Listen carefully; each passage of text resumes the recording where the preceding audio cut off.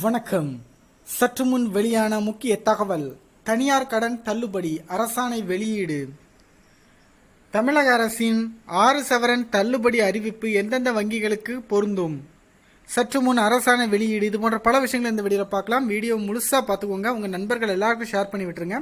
இந்த வீடியோக்கு கட்டாயம் லைக் பண்ணிக்கோங்க. நம்ம சேனலை சப்ஸ்கிரைப் பண்ணி. தமிழக அரசு கூட்டுறவு வங்கியில் பொறுத்த வரைக்கும் 6 சவரன் வரைக்கும் நகைக்கடன் தள்ளுபடி பண்ணுறதா சொல்லியிருந்தாங்க. கூட்டுறவு வங்கினா தொடக்க வேளாண்மை கூட்டுறவு கடன் சங்கம், கூட்டுறவு நகர வங்கி, கூட்டுறவு தொடக்க வேளாண்மை மற்றும் ஊரக வளர்ச்சி வங்கி, மலைவாழ் மக்கள் பெரும்பாலும் நோக்க கூட்டுறவு சங்கம், வேளாண்மை உற்பத்தியாளர்கள் கூட்டுறவு விற்பனை சங்கம்.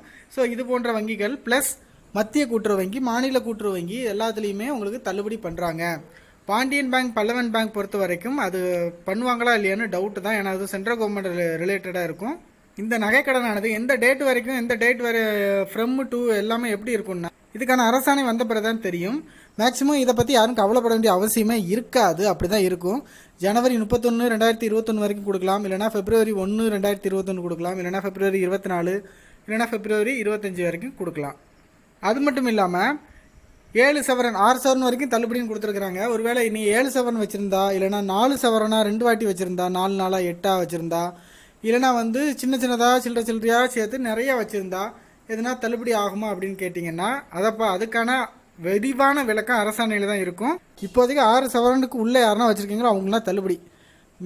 மேபி அரசாணையில் எப்படி இருக்கலாம்னா இப்படி இருக்கலாம். இல்லை அப்படின்னா இப்போ ஒருத்தர் 8 சவரன் வச்சுருக்காரு அப்படின்னா 6 சவரனை கழிச்சிட்டு மிச்சம் 2 சவரனுக்கு மட்டும் அவர் பணம் கட்டி திருப்பிக்கலாம். ஸோ இந்த மாதிரி கொடுக்கலாம். சில பேர் 4 பவுனாக 2 வாட்டி ஒரே நேமில் வச்சுருப்பாங்க, 2 வாட்டி. அப்போ 8 பவுனும் கணக்கில் வருது. ஆனால் தனித்தனியாக வச்சுருப்பாங்க. ஸோ அப்படி இருந்தால் மேபி அதை ஒன்று மட்டும் தள்ளுபடி பண்ணலாம், இல்லைனே ரெண்டையுமே தள்ளுபடி பண்ணலாம். பட் இது எல்லாமே கூட்டுறவு வங்கியில் தான். தனியார் வங்கியில் தான் அதிகமான ஏழைகள் கடன் வச்சுருப்பாங்க. ஸோ அதனால் இந்த தனியார் வங்கியில் உள்ளேயும் இந்த நகைக்கடனை தள்ளுபடி பண்ணணும் அப்படிங்கிறது மக்களோட எதிர்பார்ப்பாக இருக்குது. 6 பவுன்னா பண்ண வேண்டாம், அட்லீஸ்ட் ஒரு 2 பவுன் வரைக்காவது பண்ணலாம்.